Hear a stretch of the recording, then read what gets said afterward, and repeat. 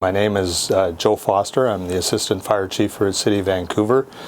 And I have a musical background as well. I played with the Canadian Forces, so this opportunity came up last year for a wildfire concert, benefit concert.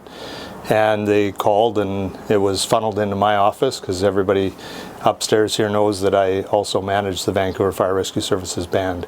So they put this to me, and I talked with Paul last year, and we agreed to come out and speak briefly at the concert. And because it was a musical event, I enjoyed the music as well. It was a double bonus for me getting involved in it.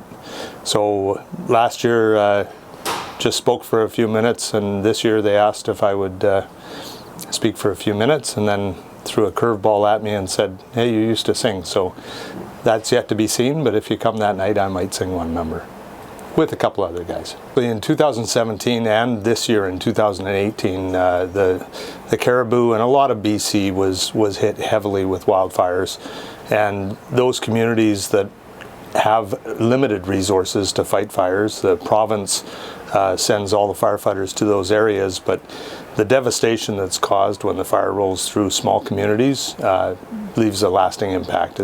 It lasts long after the firefighters are finished putting out the fire and they're gone from those communities. So I think it's really helpful to communities where they get the benefits, and there's more than one, but this is certainly a good opportunity for people to come out and enjoy a good concert, as well as giving back a little bit to those communities that are still in need. The simple fact that people want to get together and do something is human.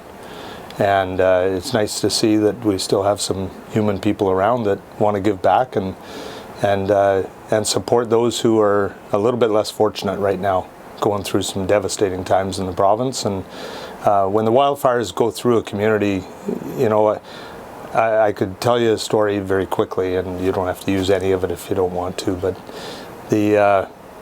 my partner's family used to go up all the time up in behind 100 Mile.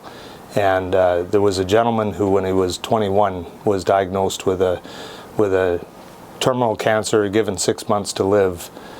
And when he was 85 last year, the fires came through and destroyed their entire property up there. But he's been living up there cancer-free for a long time. So there's a lot of benefits to living out in the country, but when fire comes through, it certainly can take its toll on property. And it's weird, in fires like that where they come through, it's sort of almost like a tornado. You never know which house they're going to hit, and right across the street, one doesn't get touched. Yes. It's just bizarre. Yes. But it happens.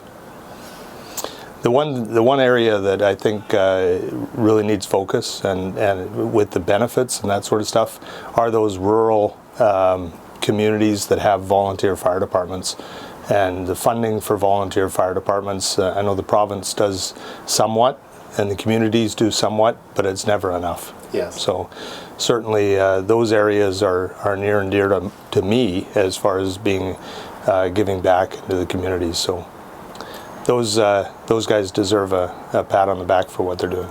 It seemed to me that the response this year was more effective than last year. Do you have a sense of that? Yeah, I don't know how you measure between years, because there's so many different variables. To get the data and the analytics on it is a real difficult. You have to mix apples and apples. You know, how soon they called for help would obviously have some impact, and I know we were called in sooner this year than last year. Yes. And we did send crews up this year up to Fort St. James. I think they were up there in 4 different deployments this year. Yeah, we learned a little bit. Last year we drove the trucks up there. Yes. And there's a lot of wear and tear on residential fire trucks that normally stay you know, within a certain geographical area, to all of a sudden be on the highway driving up to Prince George and back, and there's wear and tear on those trucks. So this year we actually put them on a flatbed and sent them up, and it saved a lot of grief. So we're learning, we're getting better. Hopefully we won't have to do it every year, but climate is changing, so just have a look around. It's a lot of dry wood out there, and the beetle kill and all that sort of stuff too.